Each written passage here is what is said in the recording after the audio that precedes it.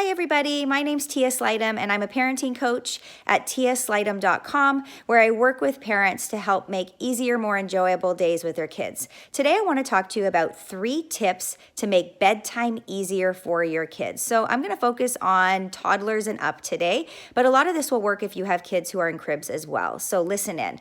I want to give you these 3 tips so that you can kind of avoid those bedtime stalling tactics and game playing and people needing more drinks of water, more books, they refusing to go to bed or they can't fall asleep alone. Then this is all for you.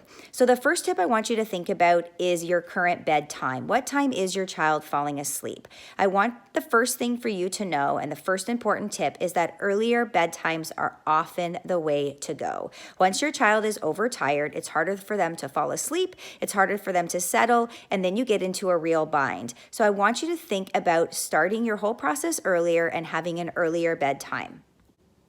So think about your bedtime now. Is your child currently finally falling asleep around 9, 9:30, 8, or 8:30?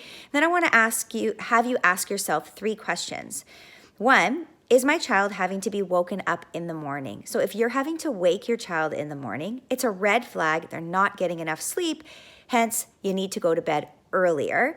The other red flag question is, does my child fall asleep easily on the go, in the car, on the couch when they're watching a show? That's a red flag that your child needs more sleep. So once again, an earlier bedtime would be great.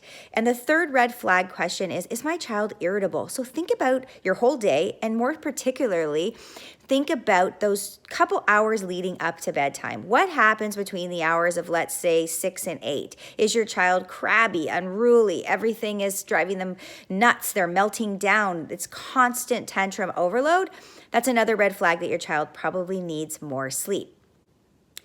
The second thing I want you to think about after we think about earlier bedtimes is I want you to think about creating routines. Kids really thrive on routines and structure. The more clear and more consistent your routine is, the better off you and your kids will be. Soon they will be able to follow the routine with cooperation and listening instead of you having to have the constant nag, yell, and remind. Brush your teeth, get your jammies on. Why aren't you dressed? No, only 2 more books. Why are you asking for more books? It's time for bed. Turn the lights out. No more water. These are all these things that parents are dealing with constantly.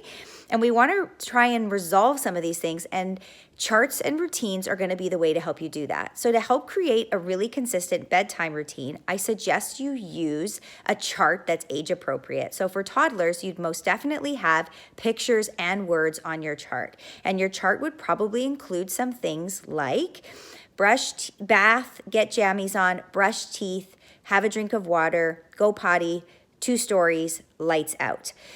Whatever your routine is, it needs to be super clear and consistent.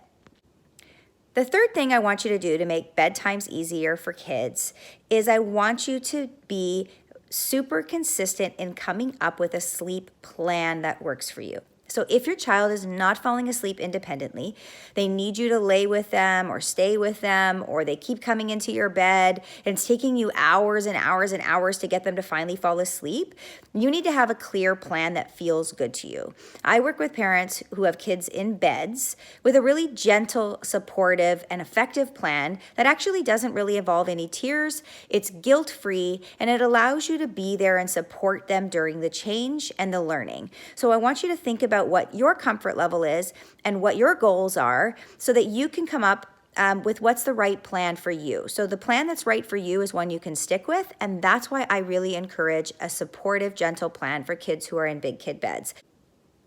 So the 3 things that you need to do to make bedtimes easier with toddlers or kids who are in big kid beds in general is you need to, 1, have earlier bedtimes. Think about your current bedtime and start earlier. Adjust it, make it earlier so everybody's really well rested and you can avoid those 3 red flags.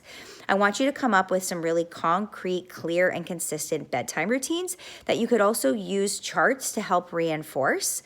And then I also want you to think about coming up with a sleep action plan you feel good about. Now, you don't need to come up with the plan on your own, but I want you to find a plan whether that's me or somebody else, who can help you transition your child to independent sleep where they can fall asleep independently, stay in bed, sleep through the night, and wake up feeling their best selves, with a plan that you don't feel guilty about so that you can stick to it. Because we all know everything in parenting is consistency. Consistency is truly your key to success, not only at bedtime, but everywhere else. I hope this helps, and I hope that you all find easier bedtimes.